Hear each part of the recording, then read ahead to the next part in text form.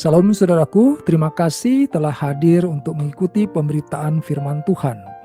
Saudara, kalau kita tanyakan kepada orang Kristen, apakah kekristenan itu sebuah agama?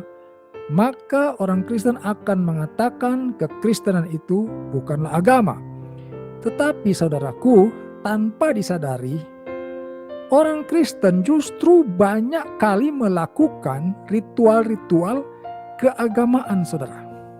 Ya, mereka datang rajin ke gereja, ya, melakukan liturgi tertentu, bahkan berkunjung ke tempat-tempat yang dianggap suci. Mereka melakukan ibadah bukan cuma di hari Minggu, mereka melakukan juga ibadah di tengah minggu, dan itu dianggapnya adalah kekristenan. Keliru, saudaraku. Ya, mungkin karena saudara membaca di dalam Ibrani 10 ayat 25, di mana di sana firman Tuhan berkata, janganlah kita menjauhkan diri dari pertemuan-pertemuan ibadah kita seperti dibiasakan oleh beberapa orang, tetapi marilah kita saling menasihati dan semakin giat melakukannya menjelang hari Tuhan yang mendekat. Kata ibadah di dalam firman Tuhan ini, saudaraku, kalau kita coba bandingkan dengan yang terdapat di dalam King James Version, saudara, di sana tidak ada, saudara, kata ibadah itu. Hanya diterangkan bahwa pertemuan bersama. Ya, tentu saja yang dimaksud pertemuan bersama adalah sesuatu pertemuan yang kita di situ membicarakan tentang firman Tuhan, tetapi bukan ibadah, saudara. Karena kalau ibadah sendiri itu di dalam bahasa Inggris itu adalah worship. Sebenarnya itu adalah juga penyembahan, saudara. Ya, penyembahan atau penyembahan kepada Tuhan. Ya, begitu, saudara. Itulah sebabnya, saudara, di dalam Matius 15 ayat 9, firman Tuhan tegas mengatakan, percuma mereka beribadah kepadaku, sedangkan ajaran yang mereka ajarkan ialah perintah manusia. Di sini kita sudah mulai melihat ada kuncinya, saudaraku. Bagaimana firman Tuhan itu menentang orang yang beribadah tanpa paham apa arti ibadah itu, saudara. Sehingga dikatakan percuma mereka beribadah kepadaku, sedangkan ajaran yang mereka ajarkan ialah perintah manusia. Bukan saya mau mengatakan bahwa datang ke gereja itu adalah kesalahan. Bukan, saudaraku.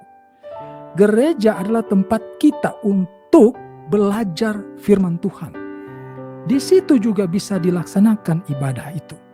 Tetapi firman Tuhan terkait ibadah itu, saudara, seperti yang terdapat di dalam Roma 12 ayat 1. Saudara harus mengerti mengenai ini.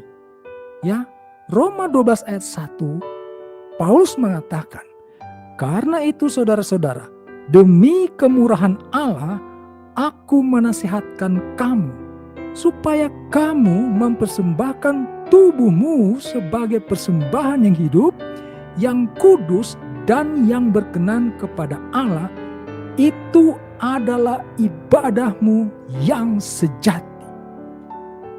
Itu ibadah yang dimaksudkan oleh firman Tuhan, saudara. Jadi bukan datang ke gereja, bukan kamu melakukan ritual-ritual, bukan kamu memperingati hari-hari raya tertentu, bukan kamu mengunjungi tempat-tempat yang kamu anggap suci.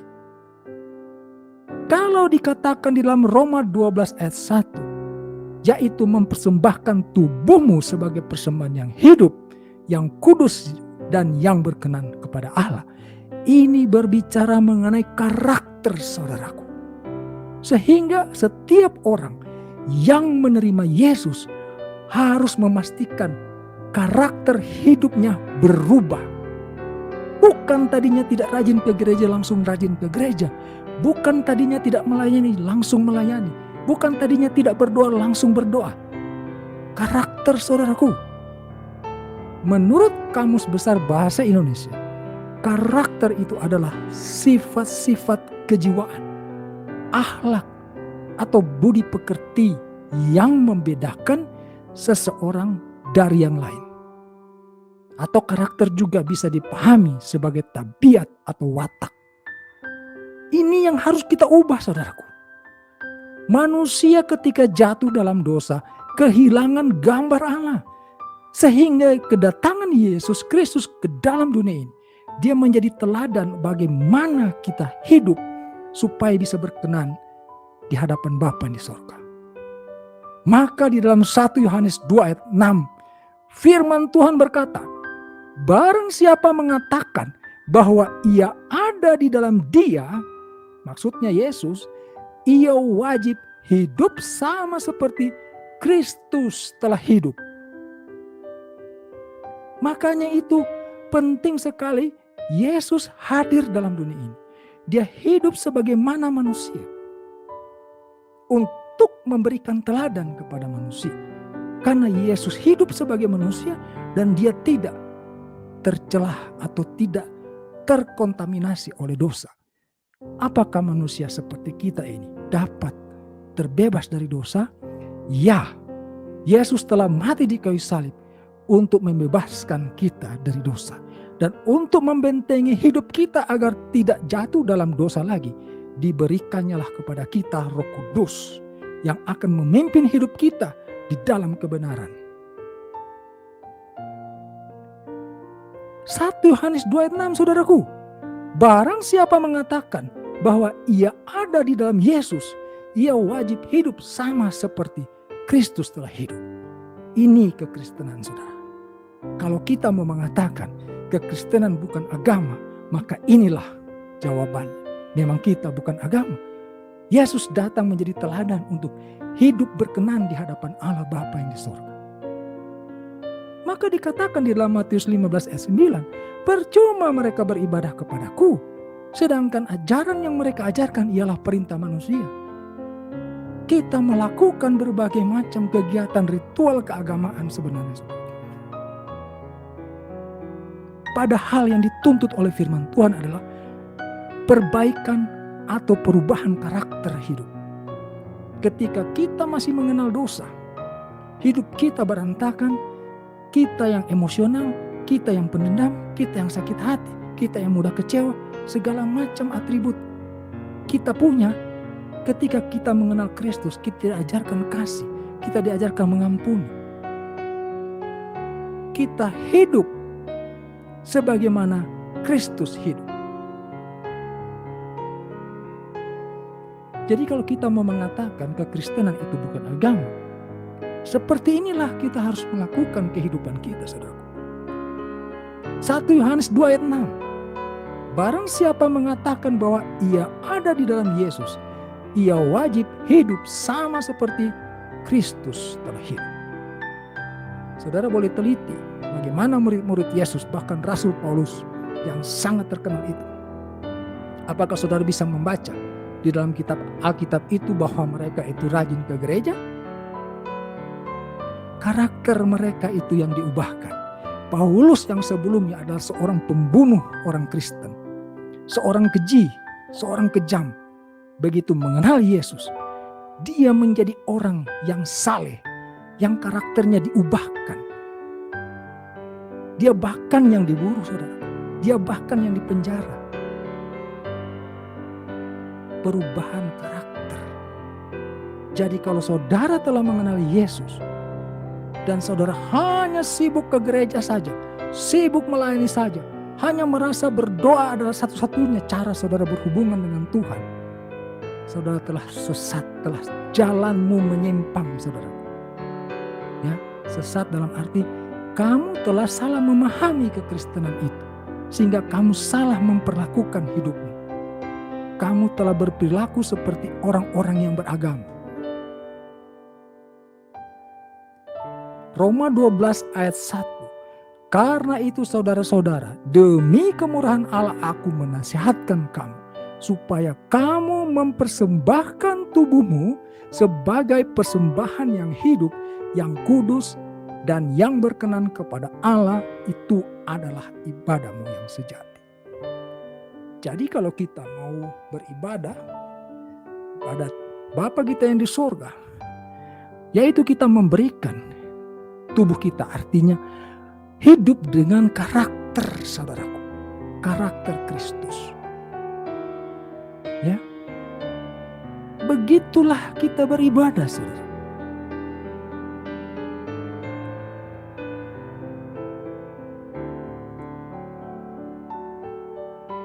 Di dalam 1 Timotius 4 ayat 8 memang dikatakan latihan badani terbatas gunanya, tetapi ibadah itu berguna dalam segala hal karena mengandung janji baik untuk hidup ini maupun untuk hidup yang akan datang. Kata ibadah di firman Tuhan ini, saudaraku, itu adalah godliness. Ya, 1 Timotius 4 ayat 8, latihan badani terbatas gunanya, tetapi ibadah itu, kata ibadah yang tercantum di dalam firman Tuhan ini, saudaraku, itu bukan worship, itu godliness. Godliness itu artinya kesalehan, saudaraku. Kalau berbicara kesalehan artinya karakter hidup, karena perilaku seseorang itu ditentukan oleh karakter orang itu. Maka kita yang telah kehilangan gambar Allah itu dikembalikan oleh kedatangan Yesus itu, pengorbanannya di kayu salib, supaya kita kembali diperbaharui hidup kita. Dulu kita adalah hamba dosa, sekarang kita hamba Kristus. Artinya hamba kebenaran. Kita telah kehilangan gambar, karena firman Tuhan mengatakan manusia itu dijadikan oleh Bapa kita yang di sorga serupa dan segambar dengan Dia. Tetapi karena dosa itu, gambar Allah itu rusak. Tidak ada satu orang pun yang pernah lahir di muka bumi ini yang tidak berdosa. Artinya kita kehilangan gambar Allah itu. Maka kedatangan Yesus, kehadiran Yesus di bumi ini, tinggal bersama-sama dengan kita, menjadi teladan bagaimana kita kembali hidup, diperbaharui, kembali memiliki gambar Allah itu. Maka 1 Yohanes 2 ayat 6 berkata, barang siapa mengatakan bahwa ia ada di dalam Dia, ia wajib hidup sama seperti Kristus telah hidup. Jadi betul, saudaraku, kekristenan itu memang bukan agama. Tetapi jangan sampai saudara justru memperlakukan hidupmu itu seperti orang yang beragama saja. Saudara hanya ritual-ritual saja. Saudara hanya rajin ke gereja saja. Saudara hanya rajin pelayanan saja. Ya, hanya rajin berdoa saja. Bahkan mengunjungi tempat-tempat yang dianggap suci. Dan itu saudara anggap sebagai telah melakukan kegiatan kerohanian yang benar. Tidak, saudaraku. Paulus mengatakan dalam Roma 12 ayat 1. Persembahkan tubuhmu sebagai persembahan yang hidup, yang kudus dan yang berkenan kepada Allah. Itu adalah ibadahmu yang sejati. Artinya karakter, saudaraku. Kembali saya ingatkan, karakter adalah sifat-sifat kejiwaan, akhlak atau budi pekerti yang membedakan seseorang dari yang lain. Maka kita harus hidup seperti yang dikatakan oleh 1 Yohanes 2 ayat 6. Barang siapa mengatakan bahwa ia ada di dalam Yesus, ia wajib hidup sama seperti Kristus telah hidup. Yesus itu adalah kasih. Dia adalah mengajarkan kepada kita pengampunan, sehingga kita juga harus mengampuni orang yang bersalah kepada kita. Kita tidak boleh lagi mempunyai hati yang mendendam. Kita tidak boleh lagi mempunyai hati yang emosional. Kita tidak boleh lagi mempunyai hati yang kecewa, hati yang sakit hati. Hal-hal seperti itu sudah harus ditanggalkan. Karena apakah kita pernah melihat Yesus sakit hati, Yesus kecewa, Yesus emosional, Yesus mendendam? Yang kita lihat dari Yesus adalah Dia mengampuni orang yang bersalah dan Dia mengasihi setiap orang. Itulah karakter yang harus kita miliki, saudara. 1 Yohanes 2 ayat 6, barang siapa mengatakan bahwa ia ada di dalam Yesus, ia wajib hidup sama seperti Kristus telah hidup. Terima kasih saudara sudah mengikuti pemberitaan firman Tuhan kali ini. Kita jumpa lagi pada pemberitaan firman Tuhan lainnya. Kiranya pemberitaan firman Tuhan kali ini memberkati saudara. Haleluya. Amin.